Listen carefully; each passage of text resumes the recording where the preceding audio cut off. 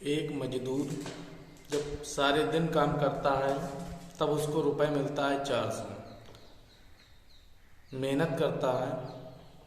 ऐसे में क्या होता है कि एक मजदूर को ऑफर मिलता है कि आपको 2 घंटे के काम करना है, उस काम के लिए हम आपको रुपए देंगे 2000।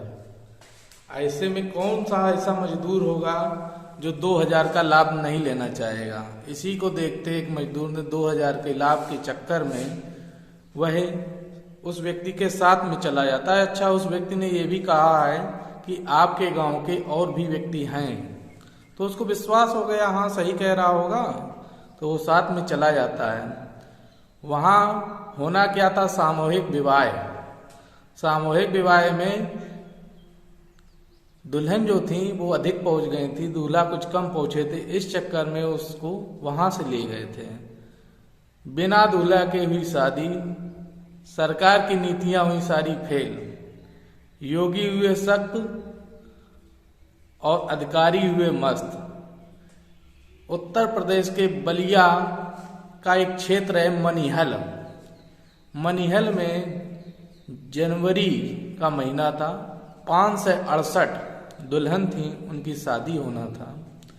वहाँ दूल्हे 500 से कम पहुँचे थे, 460 के करीब दूल्हे पहुँचे थे।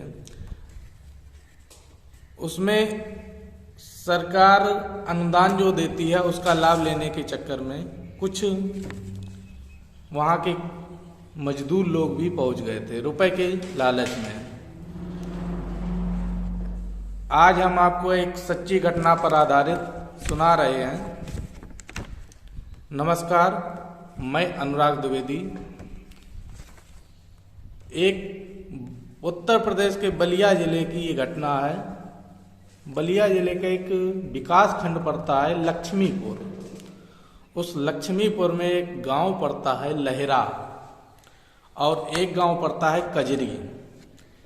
होता क्या है, लहरा गांव के निवासी हैं रमेश यादव और उनकी पत्नी थी प्रीति यादव। उनकी शादी हो चुकी थी। रमेश अपनी नौकरी करते थे, उसी बीच में वो अपने गांव आए थे। तो वहाँ एक बिचौलिया पहुंचा, दलाल।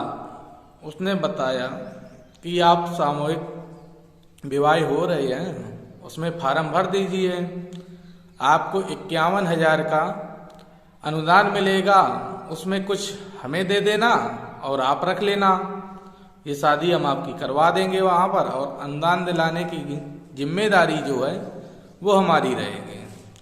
तो कौन चाहेगा, फ्री का रुपए मिल रहा है, सरकार दे रही है, तो हम क्यों ना ले लें। सभी के मन में ऐसा लालच भी आ जाता है। तो उसने, दलाल ने इन दोनों का फार्म भराया, रमेश यादव का भी और प्रीति यादव का भी फार्म भरा दिया। फार्म भराने के बाद रमेश अपने नौकरी करने चले गए। रमेश यादव जब नौकरी करने चले गए और वो समय भी आ गया जब सामूहिक विवाह होना था, 5 मार्च सन 2024 को सामूहिक विवाह होना था। उसमें 12 बजे का समय था। प्रीति यादव तो अपने समय से पहुंच गई, पर रमेश यादव समय से नहीं आए, लेट हो गए। वो जब लेट हो गए तो बिचौलिया ने देखा कि प्रीति यादव का कोई आया ही नहीं है। रमेश यादव जिनसे इनकी शादी होना है, और शादी होना था, कुल 38 जोड़े थे, मात्र 38 जोड़ों की शादी होना था। और जब प्रीति यादव का पति नहीं आया तो बिचौलिया जो था उसने दिमाग लगाया कि प्रीति यादव का भाई था वहाँ पर, भाई से ही कह दिया कि ऐसा है, आपको रुपए मिल रहा है कि तो रुपए आपके हाथ से चला जाएगा अगर शादी इनकी नहीं होगी। तो जा तो कुछ रहा नहीं है, आप घंटे 2 घंटे की बात है, इनके साथ बैठ जाइए, करना कुछ है नहीं आपको, खाली दूल्हे के कपड़ा पहनना है, सेहरा लगाना है, माला पहनना है बस, और इसमें रुपए मिल जाएगा। अच्छा, लालच है। लालच किसके मन में नहीं आता, सभी के मन में लालच आ जाता है। चलो सही बात है, कुछ नहीं करना है, मिल जाएगा तो अच्छी बात है। तो उसी बीच 12 के बाद पंडित जी भी पहुंच गए अपने समय से। 3 पंडित थे, एक पंडित अपना माइक ले लिए, 2 पंडित अपनी विधि साकोच्चार अपना कराने लगे, पूरी विधि बताने लगे, ये करना है वो करना है। धीरे धीरे वो 38 जोड़ा थे, उनकी संपन्न शादी हो गई, सबने आशीर्वाद दिया। जो भोजन था सबने भोजन प्रसाद पाया। ये सब पाने के बाद बच्चे थे कुछ, सभी इसके यहाँ से आए थे। जब 38 जोड़े होंगे तो भीड़ तो होगी पर्याप्त। जिसका जो मन आया उसने वीडियो भी बनाए कि सामूहिक विवाह में सरकार की नीतियों से हो रहा है, गरीबों को लाभ सरकार दे रही है, इनको 51,000 रुपये। ऐसे लगभग सभी ने अपने अपने वीडियो जो जो जिसको कहना था वीडियो में उसने कहा। कहने के बाद हुआ क्या, वो वीडियो धीरे धीरे किसी ने डाल दिया फेसबुक में, व्हाट्सएप में। वो धीरे धीरे चलते चलते चलते पहुंच गया गांव लहरा, जहाँ के थे रमेश यादव और उनकी पत्नी। अच्छा, पत्नी का गांव था वहीं पास में एक पड़ता है कजरी गांव। कजरी गांव में प्रीति को और प्रीति के भाई को, कृष्णा यादव को तो सभी जान रहे थे। और उन्हीं दोनों का देखा गया कि इन दोनों ने आपस में शादी कर ली है, भाई बहन ने।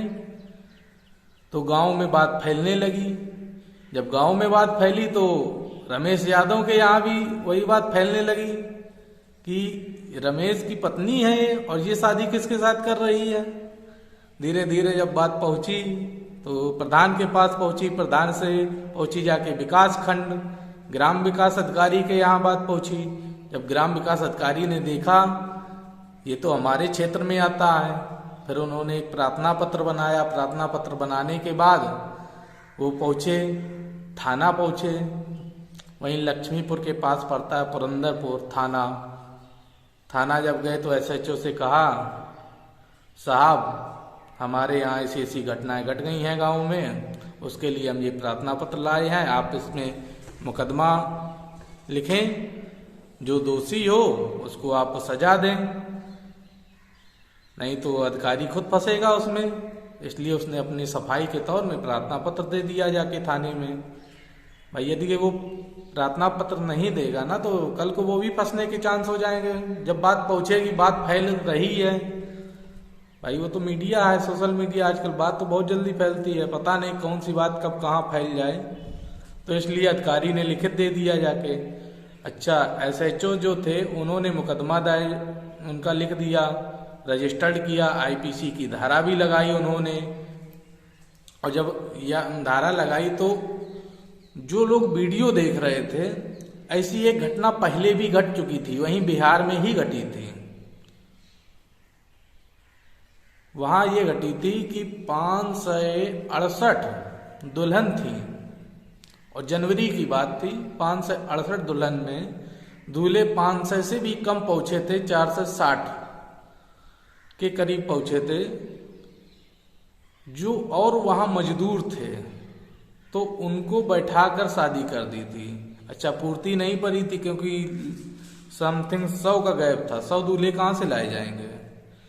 तो वहाँ जो लड़कियां थी, दुल्हन थी, उन्होंने अपने हाथ से ही माला पहन लिया, उन्होंने अपने हाथ से सिंदूर भी लगा लिया। उसका वीडियो जब बना, सरकार तक पहुंचा तो सरकार में खलबली मच गई। तो वह दोबारा ये तो नहीं हुआ, लेकिन हुआ क्या कि यहाँ उसके भाई के साथ ही बहन की शादी हो गई। भाई वहाँ लड़के नहीं थे, मजदूरों को बैठाला गया, उन्हें रुपए दिया गया। लेकिन यहाँ जो हुआ, ये मीडिया में भी खबर आई थी उस समय कि भाई के साथ बहन की हुई शादी और रुपए के लालच में बैठा दिया गया इन लोगों को। ऐसी और कई बातें आई थी जिसमें क्या हुआ कि जब मुख्यमंत्री के पास ये बात पहुंची तो मुख्यमंत्री ने जितने अधिकारी थे उनके ऊपर एक्शन लिया, सस्पेंड भी किया कुछ को।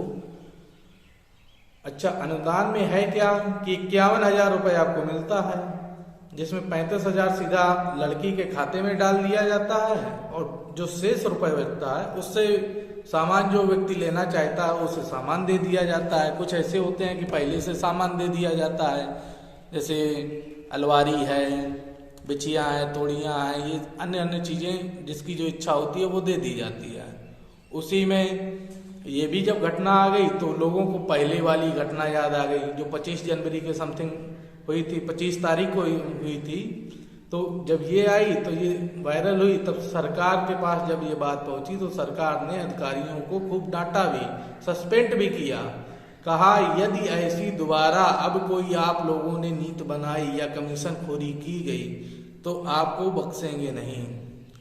ऐसे सरकार ने बहुत आदेश दिए कि ये मैंने जो नीति बनाई है वो गरीबों के हित के लिए बनाई है, उसका दुरुपयोग यदि कोई कर रहा है तो वो अच्छा नहीं होगा।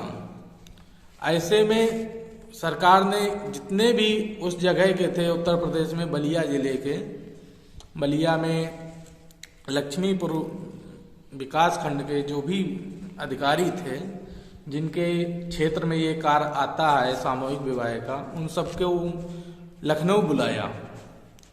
लखनऊ बुलाकर उन्होंने उनको समझाया और समझाने के बाद चेतावनी भी दी गई कि ये कार्य नहीं होना चाहिए, नहीं कोई नहीं बचेगा। अच्छा, वहां के एक विधायक भी थे, तो विधायक बोले इसमें जो जो भी सम्मिलित होगा उसको छोड़ा नहीं जाएगा। अच्छा, ऐसे बयान तो आते ही रहते हैं। बिन विधायक बिन सरकार कि ये असंभव है, अधिकारी अपने दम से नहीं करता है। क्यों? उसको नौकरी का डर है, वो करेगा तो किसी न किसी की सहमत से ही करता है। फिर विधायक बोले जो भी इसमें शामिल है उसे छोड़ा नहीं जाएगा, हम उसके साथ कड़ी से कड़ी कार्रवाई कराएंगे। ये कहानी सुनाने का मतलब मेरा किसी का दिल दुखाना नहीं था और ना ही किसी को दुख देने का मतलब है। ये तो मैं आपको एक सच्ची घटना के आधार पर सुना रहा था कि आगे से ऐसी सावधानी बरती जाए। मैं अनुराग कुमार द्विवेदी एक नया चैनल बनाया हूँ, आप लोग हमें सब्सक्राइब करें, शेयर करें, लाइक करें। धन्यवाद।